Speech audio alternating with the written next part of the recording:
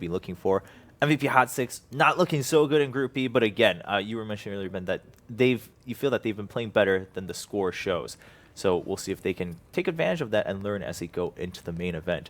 But coming back to this whole concept of giving Leshrac, are there any of their drafts that you guys really preferred or liked seeing once they gave the Lesh? I mean, for instance, in the counters, we've seen what Clink's used as a counter before. Of course, we saw the next Assassin coming out. Of course, we saw C9 just going like all out straight counter, and then it ended up not being a core Lesh. But any of that really speak to you guys?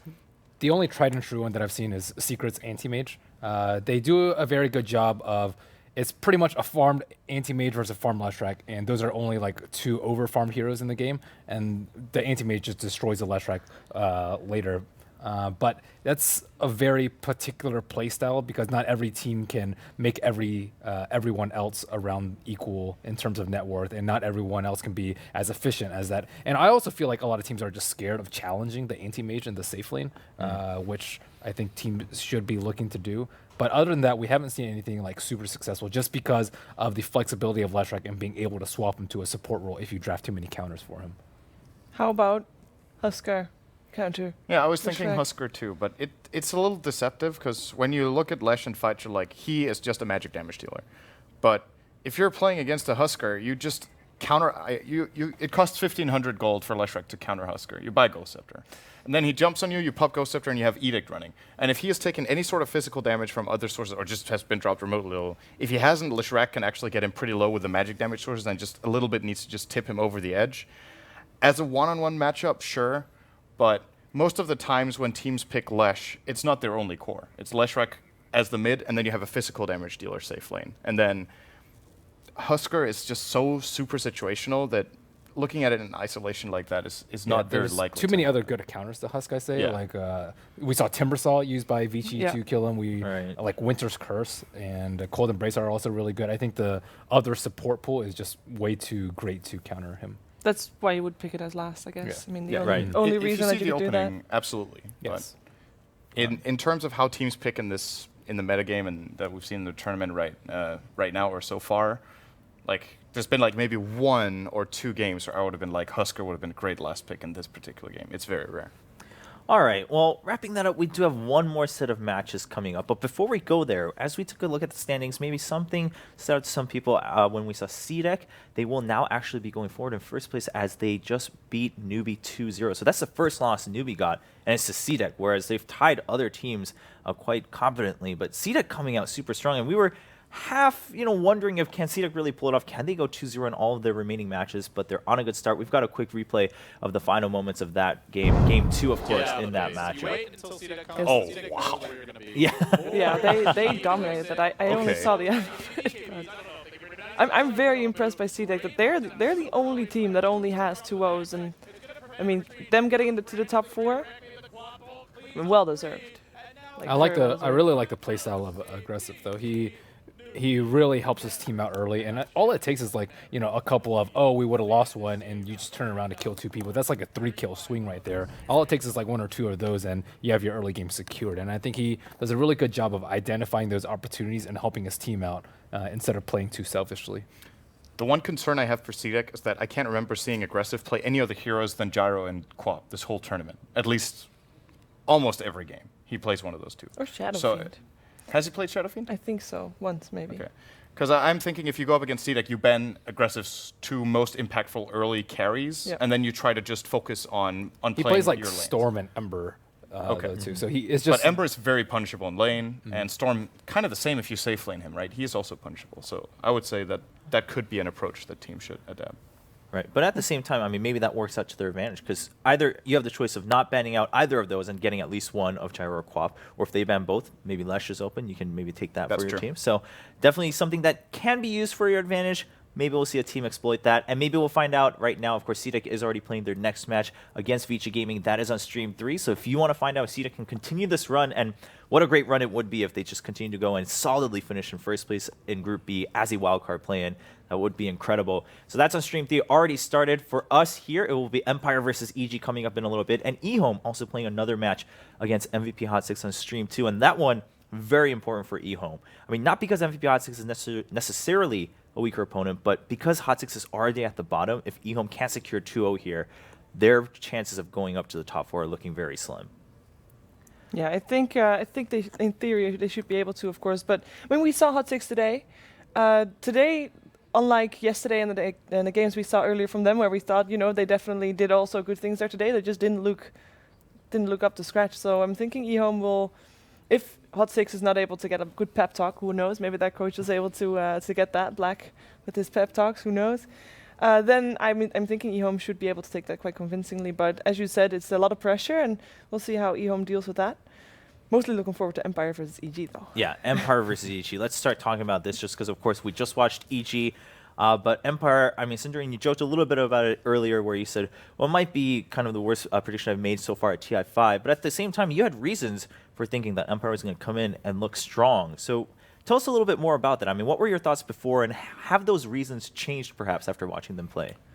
I just think Empire, over the last few months, have been, maybe with 1 or 2 hiccups along the way, they've been really, really solid as a team. Like the way they draft, the way they organize the game, the way they move together, and of course they have the individual skill to back it up. Especially, I think a player that a lot of people put focus on is, of course, Resolution is widely regarded as the best mid laner in the CIS scene. And then you've got Aloha Dance, who I think has really stepped up his game on key heroes.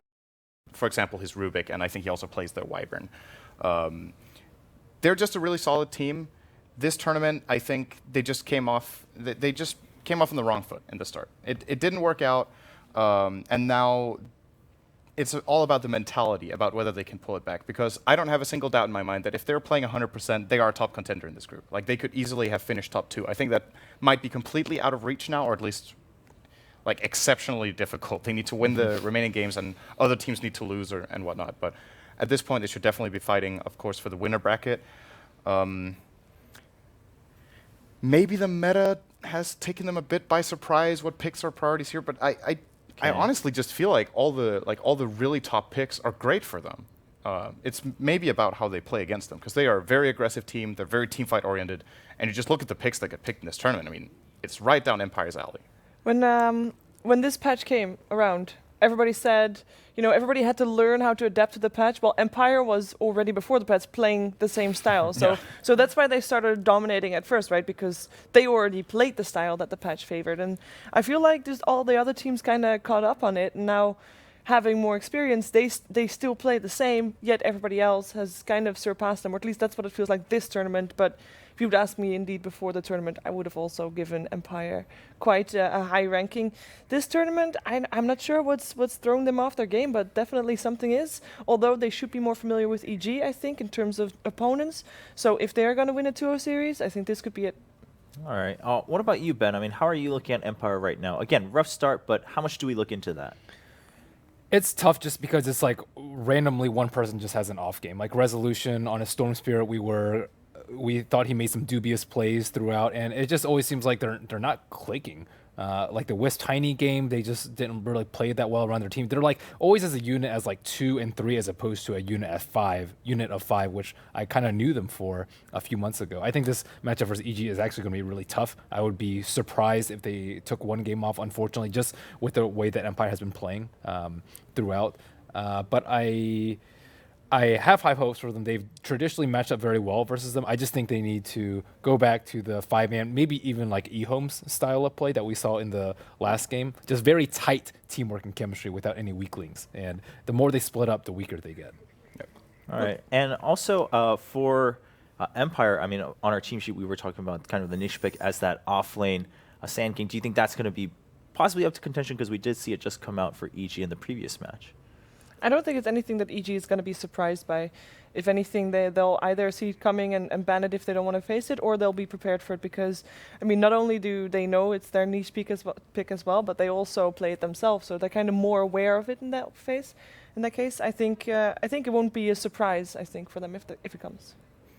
But I would agree, though. It is pretty likely that this gets picked at least in one of the two games. But they play them very differently. That's the important thing to keep in mind, is that when EG pick it, it's rarely for Universe. They did do it this game in this series, though, but most of the time they put it on AUI when they feel like they can go a little bit more greedy with their lanes. When PPD identifies, okay, the enemy team is not very likely to challenge us on our safe lane, we can put Sand King in the jungle maybe 2/3 of the first 10 minutes, get a fast Blink Dagger, and then AUI goes to work.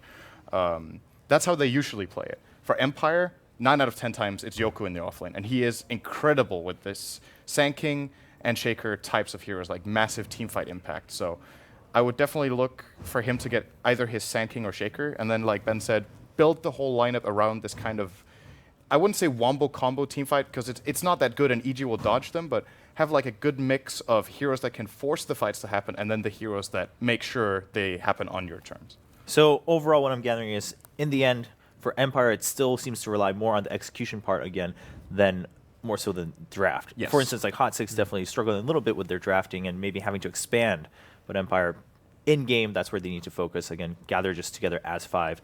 And you know, Ben, you mentioned this in the very first day when we saw them. They looked super defeated after their game, contrary to most other teams where they were like, "Oh, it's a best of 2. It's group stage." They seem to be talking about, "All right, where can we fix it? Where do we want to improve?" But Empire, I mean, we didn't see much communication on day one, whether it was a win or a loss. Yeah, morale did not seem very good for their team. It was probably not unlucky of them for them to draw Vici in the first round. I think if they had faced a weaker opponent and gone 2-0 in that first match, things would be a lot different. They seem to, I don't want to say emotional team, but just streaky in general. I think one particular player that hasn't delivered like he normally has is Aloha Dance. Aloha Dance is one of the scarier rumors. I would even compare him to Sneeko on some aspects, especially with heroes like Rubik. I think he has very high impact on, and he just hasn't been a threat. I just never feel like the team that's playing against Empire is scared of really that much anything. They feel comfortable and control the whole game. And Empire before is like the team that always throws you off. You don't know where Aloha Dance is going to be. Resolution is getting out of control. Yoki is going to make big plays here and there, and it just hasn't been very formidable. Could it be that maybe Aloha Dance, I mean, he's a very young player. He has, of course, been in multiple lands already. Could it be that here, maybe different setting, all these people? Slightly nerves getting to him? Is that a valid option? I don't know from a player perspective if that actually would affect him, because once he turns the game on, I mean. I think what seems more likely than him being just nervous in the setting is that they start getting nervous with each other. Like if their chemistry and their understanding and their calls are the same as they used to be, because they've had a couple of questionable losses, and then it's very easy if in a couple of games you make some mistakes that you're like, we never make these mistakes, what's going on? Then when you start play calling in the following games, you're starting to doubt yourself. And it's one thing to doubt yourself, but when you start doubting each other, that's when it gets really bad. Right. And judging from how they've been communicating after the games, when the game is over, it seems like the team isn't as tight as it used to be in terms of personalities and just overall communication. If that transfers into the game, that could be where things are just going wrong. Okay. I mean, Ben, what do you think about that? I mean, the outside factors, which do you think is affecting Empire more? Or, of course, I mean, we can't tell for sure, right? We're not in there with them. I mean, this is Dota. This is a 5v5 game with play by humans. They aren't Dota robots, Dota machines that play Dota all day, as some people might think. But, I mean, again, they're young people. We don't know them too well personally, but yeah, judging from what we've seen, even from them walking around and just chatting with each other, they don't seem in high spirits. And I don't exactly know why. I think they had like a couple of losses in like late June, early July, which most teams take off, by the way. That might have affected them. It's like, oh, we shouldn't have lost the Fago Squadron or something like that. But I do agree with Sin. It seems like a trust issue in between teammates that has led to this subpar performance. All right. Well, game one about to start. And actually, as we talk, I find it very interesting because in whether it's sports or any competition, a lot of times when it comes to the top of the top, right, with the world championship for any topic, generally you'll always have, whether it's certain players or certain teams that come in saying like, oh, we're really happy we're here. We're just really happy we're here. Of course, we're going to do our best, but we're content that we qualified for whether it's TI or, you know, the World Cup or something like that. But then here, when we look at those player stories or we hear from the players in interviews, they're like, we're aiming for top 8. We're aiming for the championship again. I mean, every team here comes super determined at TI, and of course, that's why we're getting all these great matches. But personally, I find that very interesting, and of course, it makes for a great show for all the fans watching at home. But for now, let's go into game number 1 between Empire and EG. Yeah, we're already not going to be able to deal with the silent gyrocopter, which I really like seeing him on. It actually, when gyrocopter a couple of patches ago, like 2 years ago, was gyrocopter lifestealer all the time. It was silent that played only gyrocopter the whole time. So I'm kind of sad. He's like one of the ones that is extra nice seeing the gyrocopter on.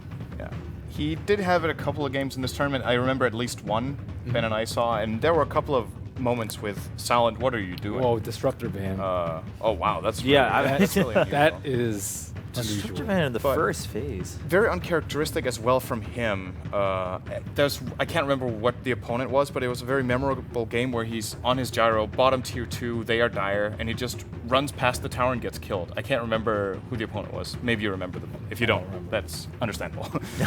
But he's had a couple of plays that are uncharacteristic, just weird mistakes. And as Ben said, if someone has an off game that they don't usually do, of course it affects the game. But if all of them play at like 80%, that's huge, right? Then there's no one to pick the team up if everyone is not playing at their best. So I think targeting this ban on Silent, where, you know, even if he has had overall, he's been pretty solid, right? But even if he's had a bad game on Gyro, it is still his best hero, so he can definitely rise to the occasion on this kind of hero. Disruptor, same story, one of the best supports for Team Empire to play around. And again, PPT done his homework. Yeah, it definitely sounds like it. And taking the Quap out of contention, so Empire, I mean, do we think there's definitely a clear priority here for Empire between the others, such as Tusk, Bounty Hunter, of course, Shadow Fiend's still open too. Undying still in the pool. Undying is also still in the pool. And if you wanna have them fight for five-man fight the whole time, then Undying might be a very good option for them to have. Earthshaker will be the first one though. Okay, Earthshaker seeing that. EG has banned Earthshaker quite a bit so far in TI5, even in the first phase, so Empire not wanting to take any chances there. They weren't super powerful with it the first day, though. I think we saw it twice in a row from their off lane, and it wasn't as scary as, let's say, Yao's. Again, Earthshaker is a hero that requires a lot of chemistry. Someone has to follow up with the Fissure or the Echo, and we saw that one big play by him, but other than that, like, their early game wasn't as dominant and as disruptive as an Earthshaker I would expect from them. Yeah. And taking the Shadow Fiend, one of the teams that still seems to be prioritizing that on the Radiant side. Did that stat on Sumail just say that he went 9-1-3 on Storm the last game? Yes. Or did I misread that? He did. No, That's he the game did. they lost. Yes, that's the game they lost. He had one death in the game they lost with like 25 kills. And that that's was the kinda- one where I that's think he pretty rare. bought back and Right zipped when back it just in. So that was his stopped one the death. Roshan. I think So actually, when EG called GG, he hadn't even died in the base. They just realized the game was over. Yeah, They had lost 2 lanes of Rax and were being pressured really hard. So. But that's that's very, very strange. Yeah. Or unusual, rather, not strange. There's the bounty, though, for AOI 2000. And I personally think this is a really good pick against Team Empire in general, because as we've talked about, they like playing this very fight-oriented style, which a lot of teams do. But most of the time when it comes to Empire, they trade. They're not a team that I often see do like the perfect fight as such, but they generally have a really good grip on, or they have at least had going into this tournament, in fights with assessing whether they can squeeze in that extra kill or whether they need to back out. And with Bounty Hunter on Evil Genius' side, they have a pretty good shot at getting these, say, 2 for 2 or 3 for 3 trades. And in addition to that, Bounty Hunter and Queen of Pain just great synergy overall. And one more thing is, when Empire plays Shaker, it's generally in the off lane, so the chance that he will be mid to protect the Shadow Fiend in this game already is lower, which means that AOI 2000 and, of course, Sumail on the Queen of Pain, most likely, could also be Fear, will be able to dominate this lane. It's also pretty good versus Wisp, which they have turned to a couple of times already in this tournament. Not too much success with it, but they do love their Wisp Tiny. We've seen quite a few Wisp Tinies actually this tournament so far. Yeah. Definitely. And people don't seem to be too prioritizing it in terms of bans. It just happens and people deal with it. Enjoying Likes you, Ben. Bursting down Hand over her. Unfortunately, there's not a camera, so it sounds really creepy. It's a very suitable hero Yeah, I was about to for say, Sumail. don't know if that's the quote we It want just to seems go like with. Shiver just said something like, he likes you, Ben. Wait, what? Now, looking at Ben the... got his Ursa. Yeah, You'll there see we it. go. Yeah, just to clarify. There It's we go. narrated like a radio show. What's going on? Some of the other people that didn't know thought he was a beaver. A beaver? A mutated beaver. A dotified beaver. Yeah, but if you look at it from the side or the front, he does look quite like a beaver at certain angles, so I can't blame them for that one. Hey, we all call him a bear in game, but what if he actually is a mutated beaver? Maybe, He yeah, could maybe be. he's just misunderstood. He doesn't Could have be. the tail. That's the mutated part. Yeah, it's not the fangs. It's just the mutated tail. Looking at the bans for Empire, though, I want to bring up the question. Now, do you think Wyvern is going to be something that EG's looking for here? As a ban? No, as a pick As a pick. afterwards. Yeah. I don't think so. I think Shadow Fiend's actually pretty good versus it. And I mean, obviously it depends on the picks, but you need physical damage for it. You need to be playing against physical damage for it to be useful. And right now they have a pretty heavy spellcaster lineup. And yes, Sumail does play very aggressively, but I think there are way better heroes. Like I think like Omni Knight, for example, with Repel is much better versus spellcasters. Perhaps the Baden So- even in this one. Yeah.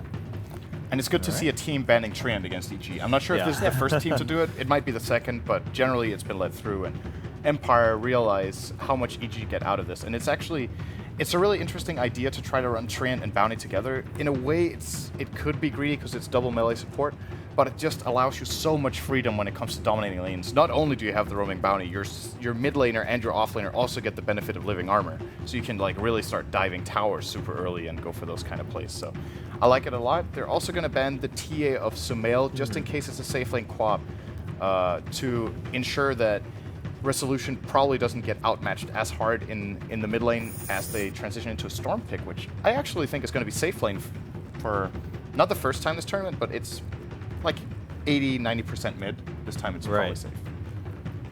Now, do you think that's also partly maybe to take it away from each at the same time? It could be. Of course, Yeah, Sumail just finished definitely. that game 9-1 and 3. It definitely could be. I really like that opens up, like if you're going to assume that Earthshaker is off lane and Shadowfiend mid, Storm Spirit safe lane, in theory all three of those can do just fine by themselves, and therefore it opens up the two supports to be able to make a real big difference on the lane. For example, to help the Shadowfiend down in the mid lane and to maybe hunt down the Bounty Hunter as well. Just be a bit more aggressive than they normally would be. I would actually in this game like to see Empire not offlane the Shaker. Okay. Because I think Spirit Breaker is just that good of a pick here that we've seen a couple of teams use, or maybe it's been the same team both times. It might only have been EG, but I think another team than EG did it. Counter to Bounty Hunter. You keep running him down. He's really good. He's really good at ganking Queen of Pain in the mid lane. Who did it? Ehome? Yeah, Ehome did it. Good at running down the Queen of Pain in the mid lane. It's good for that. It's good for ganking together with Storm Spirit, really opening up the map, and it even synergizes pretty well with Shadow Fiend. It's very easy to land multiple races or even a good Requiem during the long lockdown on a single target that Spirit Breaker provides. So I would say it's a great pick. Whether they want to run it off lane or safe lane is then the question, but it's definitely got to be on their minds here that he is a very, very good pickup here. Alternatively, Rubik, Quap Blink, Track, all of Wyvern's spells. Yeah, I mean, It's nice. Now, it's been a while. Always Want to Fly plays a pretty impressive Enigma. That's true. Is that an option here? They have, of course, got the interrupt from the Bounty Hunter now with the Shuriken Toss as well, but that's super short range. Winter Wyvern would have to use his ultimate if he wants to interrupt it so far. It might just be too much of the same for Empire, or it not necessarily actually when you look at it. Like they have other stuff than just the wombo combo team fight, but it's probably going to give Bounty Hunter too much free reign. If you run Enigma in the jungle, Bounty Hunter can just run after Enigma, take half the experience. Their secondary support, being the Dazzle, actually can't really bully Bounty Hunter away that easily. You're mostly looking for supports that have like a really long duration stun or slow so that you can keep chasing him down. And Poison Touch is okay, but it's not good enough, I think. Now they will pick Anti-Mage here for EG, mainly to just deal with the Storm Spirit, it would seem. This also tells Empire that it is a mid lane quap, more than likely, so they can do with that what they want. I think Spirit Breaker just got even better. He is such a good pick here, in my opinion. They did go for Dazzle, a more defensive approach, which I don't think plays to Empire's strengths, really. from what we've discussed, though, what I can tell is if Empire does go for the Spirit Breaker, I feel like they're looking a lot better already just from the draft. The fact that they're able to take advantage of that, notice that they're in that zone, to pick that out right away and that opportunity in the draft, whereas otherwise, it sounds like if they're still in kind of poor morale, they would just go with what they've always been doing, just go into that creature of habit mode as we often do. It's good versus the Bounty Hunter, but I think the Winter Wyvern is good versus Storm Spirit. A lot of physical damage from Dazzle, as well as preventing a Zerg down on the charge target, especially with Anti-Mage. Like, Anti-Mage doesn't even need a Glimmer Cape plus Golden Brace combo because they already has Spell Shield. So it's decent, but I already think they have a pretty good lineup to play against it. I would like it, though. I think that it's more the style that they need. Just disrupt EG early and pressure the Anti-Mage and the Quap, of course. I mean, teamfights is one thing where when you get to the mid-late game where they start structuring it and they can keep protecting their anti-mage, but when you look at the laning stage, Wyvern can't be everywhere at once. And PBD has generally been really good at playing his Wyvern in lane, but most likely AM will actually need the help. That's the thing. Like, it's difficult for Wyvern to constantly move around. Let's say you play Dazzle Shaker off lane, actually. That could be totally doable here for Team Empire, and then just roam the Spirit Breaker, safe lane Storm, mid lane the Shadow Fiend. Then PBD kind of needs to stay in that top lane and protect Fear. So if they get that idea and put that lane setup, I would actually like their strat. This is a very similar idea, albeit with a different pick. So I'm also on board with this. I'm also very biased toward Night Stalker. I really like the hero, so I'm very happy we see this. Crippling Fear against Anti-Mage and Quap is great. He's a tanky hero in the mid lane, in the mid game rather, really able to run down heroes and take the fight to them. The downside is Night Stalker has really good night vision, and if when you track a target, you get their vision. Oh, yeah. So if he goes for an Aghanim Scepter, Bounty Hunter is an innate counter hero. You just track the Night Stalker and you see everything. So it's a gimmicky play, kind of, but it could Still play. something to definitely watch out for and take into account. Then EG, so what are they missing? I mean, only 15 seconds left, and this seems to be happening to EG quite a bit. I think they lack a little bit of protection for Anti-Mage. I think that Anti-Mage Wyvern is just very, very weak. I mean, I guess they're out of support picks at the present moment, but... Can they not put Bounty Hunter on the... Oh, okay, they aren't. Oh, They're actually going to go for it. I was not expecting that, but I would say credit somehow. yeah, I mean, you did bring up the Enigma, you brought it on the board. We'll definitely give it to you. And it's actually jungling. I thought this was going to go off lane and that they would then put the dual support of Bounty Hunter and Wyvern to roam/protect. So how much does this change things, Ben? The Enigma coming into play and jungling for EG. It doesn't, like, they don't have that many killers with Bounty Hunter, right? It's Winter Wyvern's a defensive hero, Anti-Mage is a farmer, and Enigma is also a farmer. So in that sort of sense, it doesn't work out too well. I think the Bounty Hunter has to do a good job of providing vision, and if Empire gets a gem really early, then everything could fall apart for Evil Geniuses. So I think they're on the slippery slope where, as usual, they want to dodge fights and outlate game their opponent, but I think it's going to be very, very difficult with Storm Spirit's jump, with Earthshaker's lockdown, and with the extra vision from Night Stalker. I think they watched the eHome game, and they were like, wow, this Luna night vision, it's a big deal. It's hard to see from a casting perspective just because you're used to seeing everything, right? But when if you have it on one side's perspective the whole time, the whole map is dark and it's scary, and you have to play way differently. Yeah, very good point. And of course, game one about to start between these two teams. Do you think that Enigma pick was affected by the Night Stalker coming out?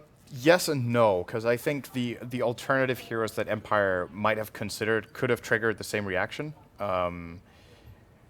I think the most important thing for EG for going for this pick is that they see that Empire don't have really good roaming support duo early to put so much pressure that they can't afford to run an Enigma jungle. One of them is a defensive support in the Dazzle, and they knew that one was there. The Night Stalker doesn't do that much generally until the first night, so at least you have 4 minutes that are pretty free for the Enigma. Maybe he can get up a level 5 and start making some counterplays.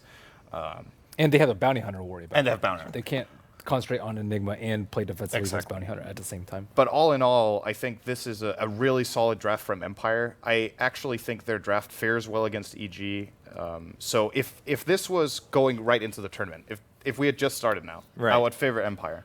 But I'm still skeptical because they haven't been providing the results. But at the very least, they've given themselves a really good foundation to try to get the first game on. Shiva and Ben, I mean, what about you guys? You guys are both not into that prediction. I think they're very confident in what they picked. It's very to their own style, and at the same time, they managed to, in my opinion, have a bit more of a solid draft than EG. EG definitely a solid draft as well, but I think they don't play with it as much, and I think EG is just very close to home, and at the same time, just working to their strengths and able to. I think they should be able to, in the early game, outlane EG, and therefore build up on that, end up the game in a win. Yeah, I like Empire's draft. It fits more their style, and I think EG's is super greedy, not even just a little bit greedy, with the Enigma and the Anti-Mage. And I think if they can somehow punish their offlane with like a Dazzle plus NS, I think they can take a game off. And generally, playing super greedy against Night Stalker Storm is not good. So, if there's a team that can pull it off, though, it would be EG, though, who tend to be very, very good at, like you said, dodging fights and trying to just delay the game.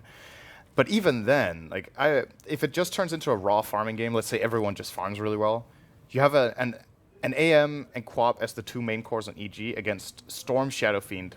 But the wild card is the Night Stalker support, who in a farming game can actually get quite a lot of items and become a physical carry himself. And then I guess on that account, shouldn't disregard Enigma as well as a potential core. But with the slower jungle farming, the jungle just generally gives less. I think Enigma, if you look at his, if it's just a farm game, I think Enigma farms like 15 to 20% slower. Actually, it's really surprising how big a deal it is. But let's say the creeps in the jungle give 10% less, then your entire ramp up is 10% slower. And that means in turn that your later items, like when you usually build up, just everything gets delayed more and more because you're further behind your usual item build. So we'll see. All right, we will see as we go into game 1 between Empire and EG. Meanwhile, our other game, eHome versus MVP Hot 6 on Stream 2 has just started. So if that's one you're interested in, head on over. For now, game 1 between Empire and EG.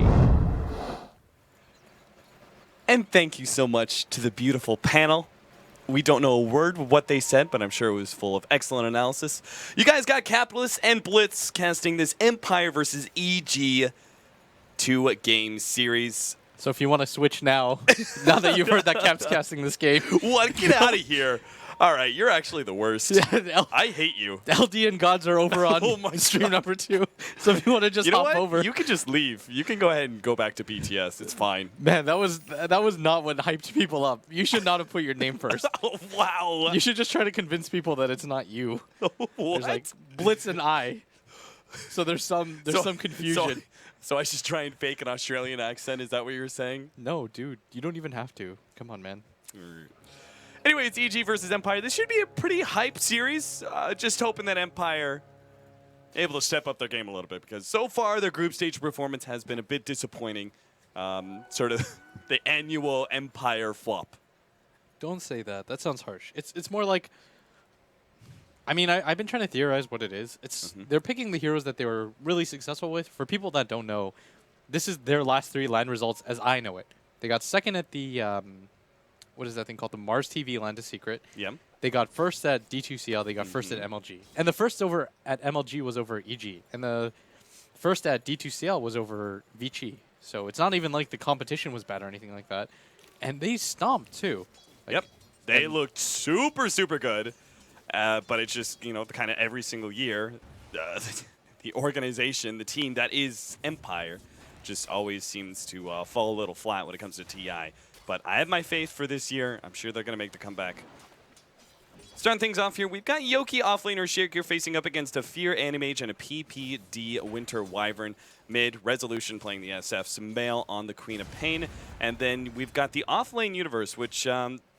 Offlane Bounty Hunter, played by Universe. You talked about it a little bit in the draft. You're not really a fan of the Bounty Hunter, but at the same time, the Bounty Hunter isn't very likely to be punished as a solo offlaner here. Yeah, and I think you want AUI to play a slightly greedier hero or one that has better big play potential. Like, there's no Rubik on the other team from Aloha Dance or anything like that, so the hero should be pretty strong. And you needed a mech carrier, more importantly. Like, if you look at Empire's lineup, they have a lot of burst, but they don't actually have follow-up sustain. Like, Storm is one of those heroes that will use all of his mana early and then struggle to put out more damage. So it's really important that you have the mech to back you up, because then you have the turnaround potential. Oh, there it is. That's Sumail. brutal. He picks up the early kill on Resolution. Standing things up, man. Now he jumps up to level 4 already by 2 minutes. Resolution's already like down and out by the 2-minute mark. Did we catch that? SF, like he managed to make the comeback. Because we didn't see that coming. That's the second Sumail solo kill in as many games. Like, he solo killed CTY, so Resolution and CTY both top tier mid players. And Sumail just knows how to put out the pressure early. Yeah, and I'm just surprised because usually at this level you don't see very many solo kills happen. So don't blame Cap or Scriff for missing that. I caught it on my camera. Did you? I just really didn't expect that to happen. Like, I thought if anything, a kill was going to happen, it'd be here at this top lane. But Sumail, I mean, he's been playing so well this entire tournament. He might even go for another one right now. Resolution's dipping real low. Yeah, Sumail, last couple of right clicks there. Sends the illusions after the SF as well. Of course, now the SF is always a hero that can make the comeback from a bad lane thanks to his incredible farming potential, especially on the Radiant side. But dying so early is maybe just a bit too much. He's going to pass off a health potion and try and do a little bit of bottle crowing. very early on. Yoki's not doing too bad as our offlane Earthshaker. He's actually managed to pick up level 3. Earthshakers, generally speaking, is just an offlaner that you can't really do that much in order to ensure that you get experience if they control the lane really well. But then again, he's only facing up against a Winter Wyvern. AUI is spending, obviously, all of his time jungling as the Enigma, and he's actually doing really well. He's about to pick up level 5 before the 4-minute marker, so... Yeah, and the Earthshaker is rotated in mid now. I think he's hoping that Sumail overextends or is hard committed, because the Shadow Fiend plus Earthshaker combo is pretty iconic. It's really strong.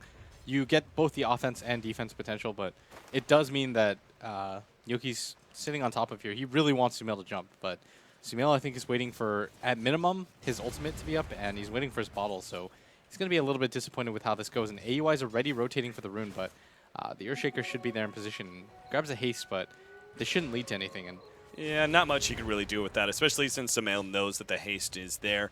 Meanwhile, at our bottom lane, we are doing a lot of pulling. They did manage to throw down both counter wards in order to take away the block ward from EG. And they're trying to get that Night Stalker early experience so he can actually be an effective hero. He picks up his level 3 now, so he's got the Void ready to go. Oh, he mid, just he's doesn't going have for the the silence. he's going for it right now. This was so smart of him. Wow, Yoki! We said that he was actually playing probably the best on Empire, and we're seeing exactly why. That was just an incredible heads-up play. An Earthshaker roaming around with that haste rune to actually pick off the courier, enchant totem, being exactly what he needed to be able to pick up that kill. That was and just that takes game away the sense. bottle.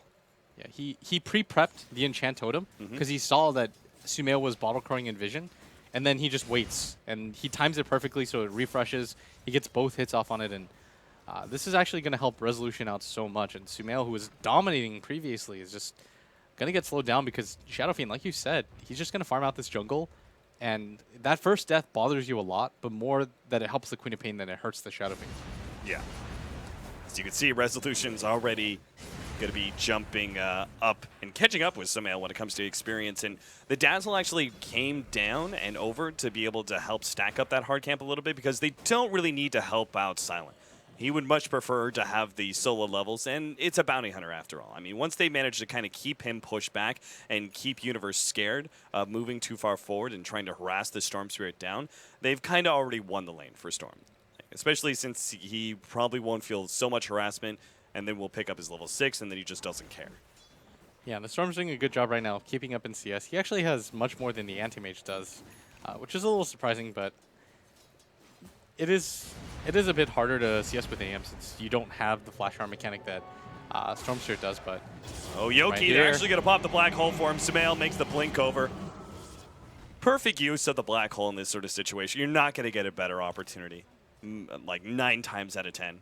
Yeah, AUI actually plays one of the more formulaic Enigmas. Like, when he hits level 6, he almost instantly pops his ultimate every single time. Like, Right. He's not the type of player that waits to use it. It's like, I think in his mind, it's if the black hole is up, especially in the first 5 or 6 minutes of the game, why not just use it to get a secured kill? Right.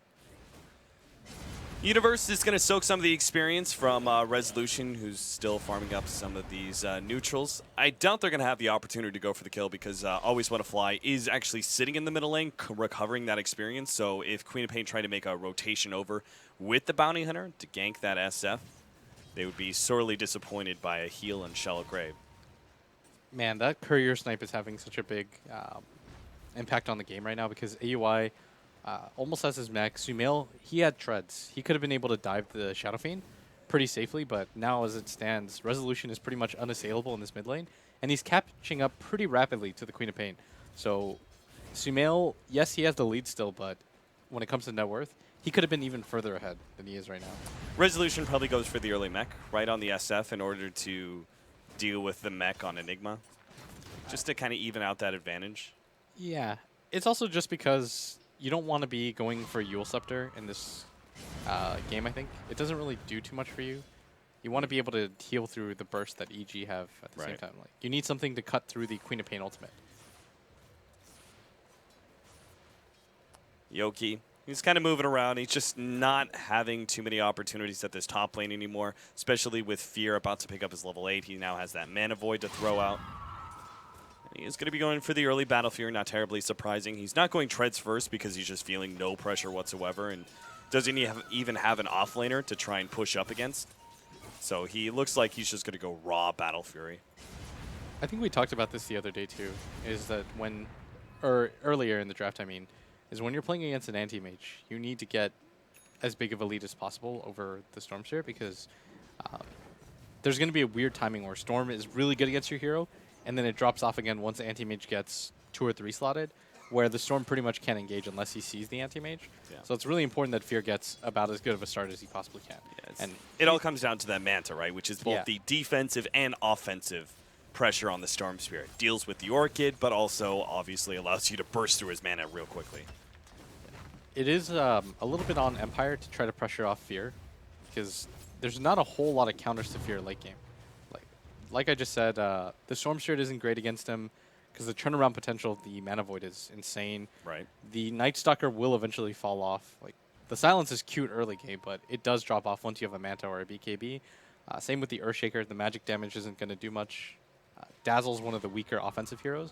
And the Shadow Fiend, you don't want to be in a position where you're getting kited by an AM, so...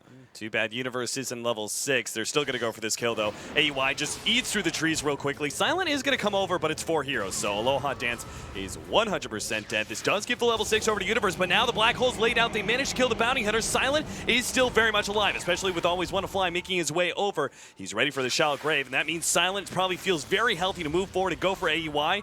And now they're going to chase away the rest of the heroes as well. PPD actually feels brave enough to throw out one of his nukes. Samael is forced to a blink back there. And all around, that was a great reaction from Empire. Yeah, the Dazzle just waited back. Always Want to Fly was in position, but he wanted to make absolute sure that the play he was making was a guaranteed save. So he waits for the Storm to get initiated on, and that's the second Black Hole of the game used, and no result. And I think that was a pretty significant investment by EG just to kill a Night Stalker, because you lose your Enigma, who has a lot more net worth and is on his way to a pretty fast mechanism. So now you slow down the safe lane push that they originally wanted to go for at the same time.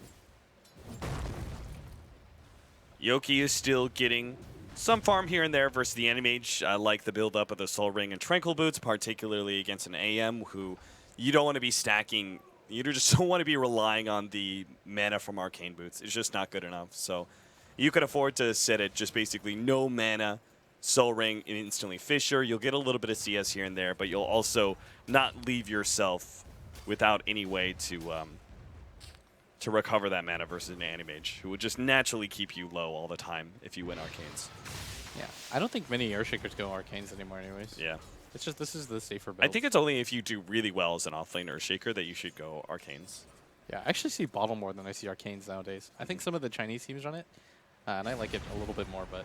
I felt like the pickup a lot, especially since Earthshaker is one of the few heroes who has an impact as a roamer early on from the offlane position. Like Spirit Breaker and Tusk can also do it, but Earthshaker, he can like always go to the offlane rune and put pressure potentially on the middle lane at the same time. So Storm's going to go for the Bloodstone here, and he's got so much farm. I think the correct move is for them to actually kind of pressure. It's about to hit nighttime. If you just head up to this top lane, you've got a mech completed on your Shadow Fiend, and you want to force the AM to go to the jungle at this point in the game, because it's really inefficient for him to farm the jungles, and he's not going to go to the off lane in case of the pressure. So EG is responding by sending bottom Aloha Dance is dead. They blow him up nice and quick. Samael just makes that TP. They get a track kill. And actually bring Samael pretty close to the Yule Scepter. Yeah, he really likes this build. And if you pay attention to Empire's heroes, it's really going to be hard for them to lock him down when he's got that Yule Scepter, because it almost refreshes the blink cooldown timing, but Empire's going to get this tier 1 for free. There's almost no chance that EG want to defend this. That glyph is just to use the glyph.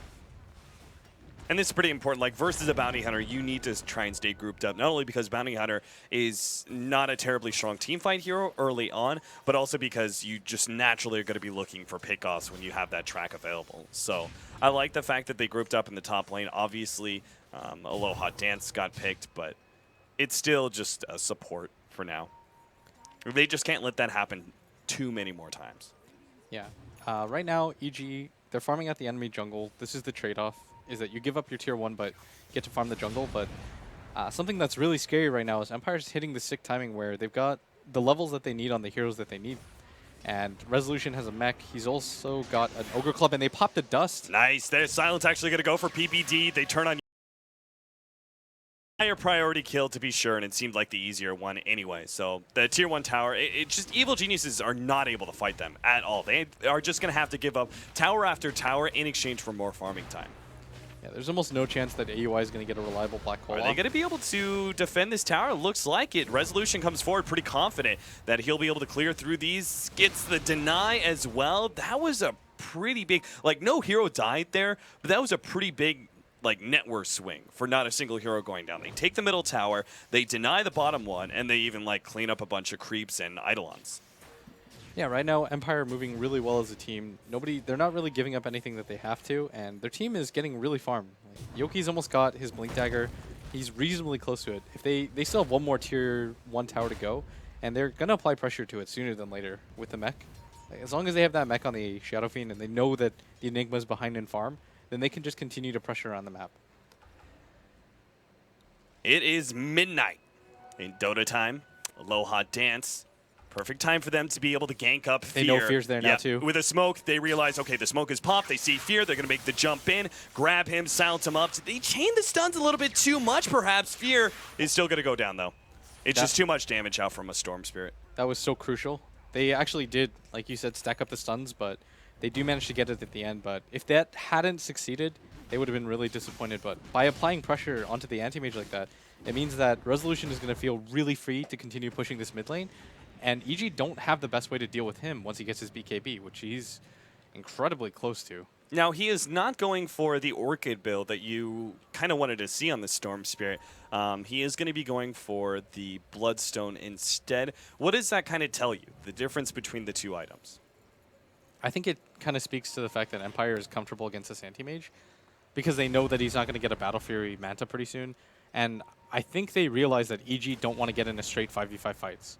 You don't want to bring the anti-mage this early on into the game, into the mix, because you just need him to split farm, split push. But, I mean, we talked about it. If anti-mage farms in a vacuum, you expect to see 13-minute treads. Yeah, Battle Fury? 13-minute, like I would say the old timing that I still remember from Dota 1 is average timing is 13-minute Battle Fury, no treads. With treads, it's 15 minutes. You can get it faster than that, but that's kind of like the average pro timing. Yeah, so it's important that they were able to get that. And PPD has his Winter's Curse. They're hoping that Aloha Dance isn't the first target, and Silent, he's got to just run away. Well, that's perfectly fine, I think, for Empire. They're like, once so again, happy. they sacrificed Aloha Dance. That would have been a huge play if they'd gotten Silent. But so Silent close. now will be able to complete his Bloodstone because he didn't get picked off. Yeah, that's exactly what I was going to say. Because if he had gotten killed there, what is that? Another 2 minutes tacked onto that Bloodstone timing? And obviously, the earlier you get that Bloodstone, you could start snowballing that. Now he feels very confident just aggressively cutting the creep wave in middle as Resolution also took that tier 1 tower in the bottom lane. That tower actually gave them 2 significant items. Completes the Bloodstone and completes the BKB. If you're playing as pretty much any mobile hero that struggles to stay alive, if you're wondering how Silent's able to just roll into the middle of that creep wave and do what he just did, is all you have to pay attention to is where the Winter Wyvern is. Because if you're taking a look at EG's lineup, the only thing that's going to disable you for any amount of time that'll actually get you killed is the Winter's Curse. Yeah. There's no instant stuns or anything like that. Which is exactly why PPD is trying to go through the trees here in order to get that surprise initiation, and they got him. Silent will end up going down here. He did complete his Bloodstone. He already bought the recipe a while ago. It just didn't get out to him. So that's actually kind of perfect timing, right? You complete the Bloodstone, but you didn't have it in your inventory to lose those charges. Yeah, it was really well played by EG setting up for that. He thought that he had vision of where PPD was, but PPD, it's a surprise attack. You never see the Arctic Burn coming in. Fear, we were a little bit concerned about his farm, but that's really cool. AUI was tanking it using the Cold Embrace. And that just gave Fear free area just to be able to get those right clicks. And now they kind of separate the damage between multiple heroes because they also have the mech. So they actually completely cleared through that Ancient stack. They did it as a team, but it was still Fear who got most of the bounty, even if he had to split the experience. Yeah. Oftentimes you'll see the anti-mage go for the Vlads just so he can do the Ancient stacks and the jungles more reliably by himself, but against a Storm and a Night Stalker, I think it's just necessary to get the Manta as fast as you possibly can. He saw always want to fly. And do they actually know that there's wards here? Doesn't look like it. Bottom lane, Resolution threatened a little bit. He does have the BKB and 10 Magic Stick charges, so I'm sure he's going to be fine. Yeah, he was kind of hoping that maybe the Queen of Pain could force him to get his BKB, but Resolution felt pretty confident. His team was nearby him too. But Now there's a double damage. The bottom rune, they're going to save that for Resolution. So he actually almost gets backed up to full HP. oh, this is another smoke by EG, and they really want to look for 1 or 2 pickoffs because they know that Empire is playing a little bit too aggressively, and they're split pushing a lot because they're really confident that their cores are unkillable. Silent requires the Winner's Curse, but he's not going to see this coming, and Universe actually knows that he's there, but he has to He's run already away. killed the camp, so he just will naturally start retreating unless he goes Oh, to the this is side huge. shop. PPD trying to get in range of that one. They're not going to get it. There's no way. There was no surprise factor there anymore once he got himself into the lane. Yeah. So they don't even go for it. They also had the opportunity to go for Yoki in the middle lane. He was farming up his Zero Shaker, but the problem is he has his Blink Dagger, so they didn't really care about his farm progression too much. So smoke on him is kind of like a smoke kill on Aloha Dance at that point. It's just not really worth it. It was so huge that they could have, if they could have gone silent, that might have meant a kill into a tower. And PPD, I mean, he's firing spells off, but he knows he's in vision. Empire just looking for the trade. They're okay if this tier 2 tower goes down, but I don't think EG want to overcommit because they know that Yoki has that Blink Dagger. If he didn't have that Blink Dagger, maybe they can just all-in commit for it, but as a result, they have to just let it get denied and be satisfied with that. But I like that EG is still not overcommitting. They understand that they've got a lot of different ways to close the distance, and it's not even like they're very far behind. 1k gold when you have a bounty hunter on your team and an anti-mage who will naturally outfarm everybody is not a deficit. Yeah, time goes on. Eventually, the Animage will step over the SF's net worth. And then if there's a team fight that goes wrong for Empire, then EG just massively get ahead because of bounty gold. So they just time in general is fine for evil geniuses. That you could just sit back, wait patiently for Empire to make a mistake, or maybe play too passive and not objective-based enough, and EG will retake the advantage. But for now, I'm sure they also feel a little bit of pressure as Empire have been playing very well so far. Very few mistakes, I would say, from Empire. Really great coordination, and their strategy has been on point. Yeah, this is a really clean-cut game by both teams. Nobody's really making any overt mistakes, but Empire's going to be the aggressor here. They've got a Blink Dagger up on Resolution. They want to try to look for these fights right now, and he might actually They're be trying too to far. force this one, but it's for the Echo Slam, I think, but they just burst down the Storm Sphere too quickly. They couldn't actually get the Shallow Grave. Sumail actually hit by the Fissure, silenced up as well, but that felt like just a little bit of bad read from Empire. I think they're really trying to bait it out for the Echo Slam, but I think EG also read that, and we're just like, we'll just try and pop him really quickly from a distance and immediately back out, and that's exactly what happens.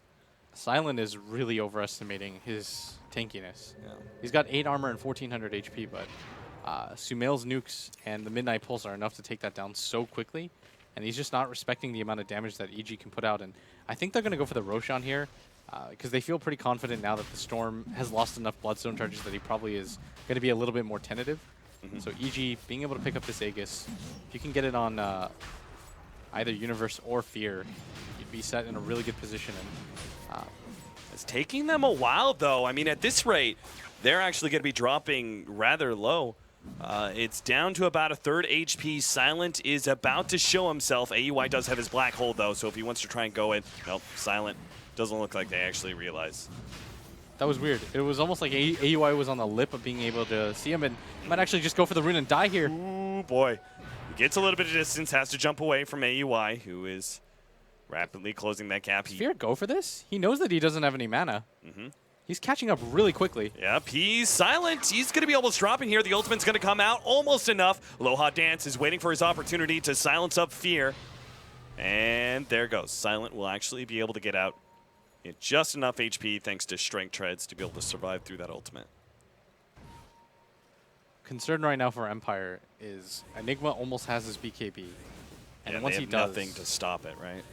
yeah, and EG, it's not even like they're behind at all, because the anti-mage is just going to out-farm them, and Sumail even making an aggressive move. Maybe he just decides not to go for this. Yeah, Aloha Dance. He's got the TP out if necessary, but he's got enough HP to be able to survive through the burst. Resolution has built really heavily into the mid game. Like, he's really invested into winning these fights early. And so if you do that, you go for the Blink Dagger, the BKB, the mech, no real damage items. You're hoping that you can get into these fights early enough where it can pay off, but EG is just frustrating them. They're running around the map, not really giving Empire any sort of openings. Pick off maybe on Samael. Jump! No! Samael makes the blink out beforehand. They had Resolution on the front lines, and Yoki actually tried to go for the Fisher rather than the blink Echo Slam first. That's a huge missed opportunity. Fully completed Manta on the Anti-Mage. It's going to be so hard for Empire to lock him down for long enough. Resolution doesn't have the damage to deal with it, and AUI even picks up a tower, and Well, they now actually Empire's try and struggling. jump onto Fear, manage to pull him back. He still has that Manta as well as the Aegis, so Empire not going to commit too heavily here. Fear's In fact, going for Fear, this. he wants to try and take this one. They do manage to get the Winter's Curse onto Yoki, who will end up going down. Shallow Grave will actually keep him alive for a little bit longer. AUI actually managed to get a two-man Black Hole. Samael with the ultimate over the top will finish off at least one. Resolution got off his BKB, though, and now will drop the ultimate. Oh, and Samael managed to catch Yoki as well. Thought he was going to get out, but the Courier too. the Courier goes down as well, and EG. It was looking a little bit rough in that first 20 minutes where Empire were really not making many mistakes, but they dropped one fight in that middle lane, and EG managed to take Roshan, get another fight now in the middle lane, and are in complete control of this game. Yeah, and AUI has been playing so well this entire game. The amount of times that he's hit big black holes, he doesn't even hesitate there. He just walks in, pops the black hole, no time for them to realize, and always want to fly. Yeah, Shale in the grave, he's got the heal, so he should stay alive. Shadow He's Strike's running. actually highly leveled up. He needs to be able to get to the fountain. Yep, he's good. But EG get a free tier 2, and I mean, they have so much map control now. Silence farm progression is really just plummeted. 60-minute Bloodstone. Still trying to go back for the Orchid, but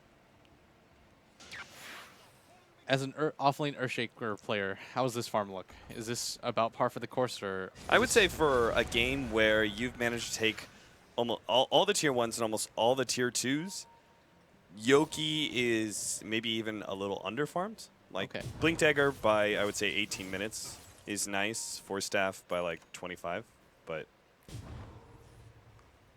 if they just didn't have that many towers, I would say he's totally fine, but they've gotten obviously a lot of tower bounty. He's obviously died twice and hasn't picked up, like, not even an assist yet, so you can see why he's a bit underfarmed. Yeah, they haven't been able to utilize him in fights. Silent though. Remember, 16-minute Bloodstone, 27 or 28-minute Orchid. Like, Bloodstone's a significantly harder item to get. And tier 1 tower, tier 2 tower actually. Now it looks like they actually want to defend their bottom tower first.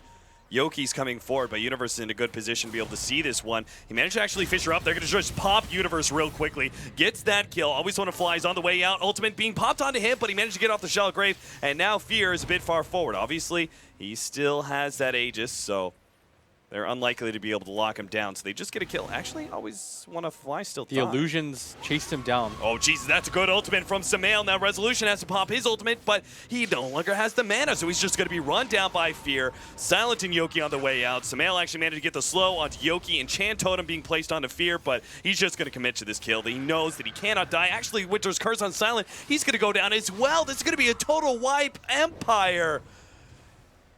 It's just a steady progression of worse and worse fights for them. Yeah, it started with that fight in mid where Silent definitely didn't want to die either of those times, playing a little bit too over-aggressive. The team fight from EG is a little bit too strong. They had to expend so much just to kill Universe, and it wasn't even worth it because EG, the turnaround potential was high. Fear is just punishing them by pushing everywhere at once. They don't have the damage to deal with him. He's got 4,200 gold, and they were struggling before when he only has a Manta as a defensive item. Wait till he gets maybe even a Butterfly, how hard it's going to be to kill him. Or he's actually going to go for a Heart. Okay. I think I'm down with that. I am too. Just like raw HP. What's going to kill him? I mean, a just lot of it is naturally, magic. he already does enough damage with Mana Break and Mana Void against these cores. The Shadow Fiend is falling just further and further behind. Resolution needed some time to farm and catch up, but if you commit to this type of build, the mech and the Blink Dagger, you're looking for fights. Like, this is not a farm build. If it was, he would have foregone like the Blink Dagger for earlier Butterfly or something, right? Yeah, even the Butterfly would have been a really good option against the type of lineup that EG have, but it's getting rough. Silent. Oh, Scythe of Vice comes in from Samael, and they almost blow up Silent and manage to get the Shallow Grave. Yule's Scepter in order to stop that one. He still has enough time to ball lightning away. He will survive, keeping his 2 Bloodstone charges in check. Always want to fly. Well, Is he, that's though? a Shallow Grave, and Fear actually still managed to pick up the kill on the Storm Spirit. Now Aloha Dance is dead as well. 3 kills, Samael on a godlike spree. And Empire, I mean, they just were in such a great position at that 15-minute marker, and it's just gone so horribly bad in the last 10 minutes. They just weren't able to convert the plays that they made. Like when they picked off Fear, it was really good. They were pushing down tier 1s. They were doing a good job of defending towers, but then Silent got too over-aggressive twice, and EG just punished them for it. And Fear, this is what he does. We don't talk about him nearly enough because a lot of the focus is centered on Sumail, and rightly so, but this team is just stacked 1-5. Like, Sumail's 9-0-6. Even in a losing effort last game, he was 9-1-6. Solo killed CTY twice in the first game. Manages to do it again against Resolution. Doesn't even have a single death against a team with so many silences and disables. I mean, that was supposed to be the advantage of the Night Stalker, right? Being able to shut down the Queen of Pain early via that silence. Just never happened. EG are so comfortable right now. There's a Blink Dagger on AUI. All of their cores are starting to finally pick up some farm. Universe is a little bit poor, but I think he's just a utility bounty hunter. He doesn't even really care. No. Solar Crest for him.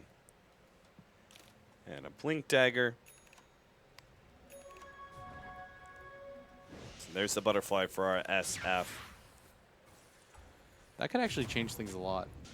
They get an ideal fight off, but they just don't have enough damage right now. Yoki has to hit another monster Echo Slam for them to even think about coming back into this game against the lineup. Yeah, it also seems like the SF might be better against the physical damage, but he still just doesn't have enough HP against things like Sonic Wave. There's a Hex now on Sumail too. I think he had it in the previous fight, but Yeah, he used it to pick off starting that fight in middle on the Storm Spirit. 1 is the loneliest number.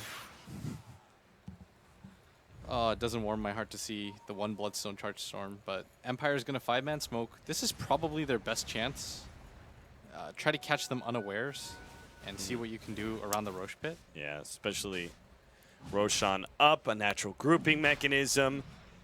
They could. I mean, Yoki has to make a big play here, but they're pretty grouped up. He's going to jump in, try and go for the Echo Slam soon. They've already jumped PPD, locks down Universe. All right, couple of these heroes. AUI's coming in from the back, though. He's already popped his BKB. He doesn't actually have a Black Hole. Samael managed to get the blink away. Silent hoping to be able to catch up, but he just doesn't have the mana there. Fear is harassing these heroes with his illusions. They have to turn and focus that one down. Looks like all of Empire are going to try and get out of here, but Aloha Dance been picked off. Oh, there goes the ultimate out from Fear. Already bringing out the SF and almost taking out Silent as well. Yoki throws out the Fisher, trying to stun both, but only hits AUI. And Yoki, well, he successfully TPs away, but it's 4 down on the side of Empire, while EG only dropping 2. It's almost always just Universe that dies. They're struggling so hard to kill anybody else, and they do manage to get PPD, but still, it's 2 utility heroes. All the cores survive. AUI doesn't even have to expend the Black Hole to win that fight.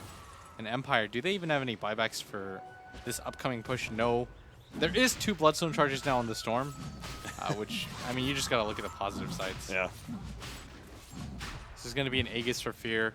If you thought it was difficult to kill him before, I think they did like 500 damage to his overall HP pool in that last fight. Yeah. So Aegis, and it's not going to go to Fear, right? Oh, okay, it is. I really thought he was tanky enough that he would just give it to Samael. Allow him to aggressively blink forward with his Scythe every time. Something that is a really underrated factor is how demoralizing that is. You're like, guys, How can we kill even AM? kill him once? Yeah. And this also means that they could just put Fear on the front lines to right-click down the tower. If they somehow manage to like actually catch him and finish him off, they only take away Aegis. Otherwise, he'll just back up, let the heart heal him up, you know, go back in again, rinse and repeat. Yeah. The good news is that they Empire still have most of their buildings up. Like they haven't lost a set of racks, and I mean the difference in net worth though has been a steady climb where it's down, and even in experience it's even worse. Butterfly and Sue going to be coming in for our Animage. He is hitting that kind of maxed out slot soon. Fear is so farmed. His net worth is almost double the carry of Empire's. Rough. So Empire just got to sit back, farm it up. I mean, they have to try and push this as late as humanly possible because they know the AM's just going to get 6 allotted no matter what they do. All right, here we Aloha go. Dance. He's going to be the target here of a smoke gank from Evil Geniuses.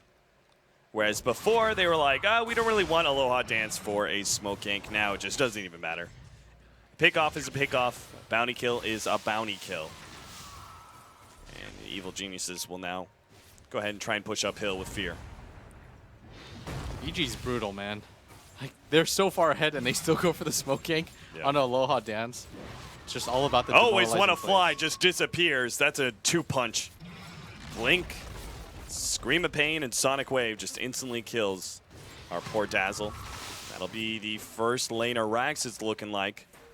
I think they're just trying to wait out Aegis, essentially, but now to jump in. Oh, Sight the Fights, and Silent just gone.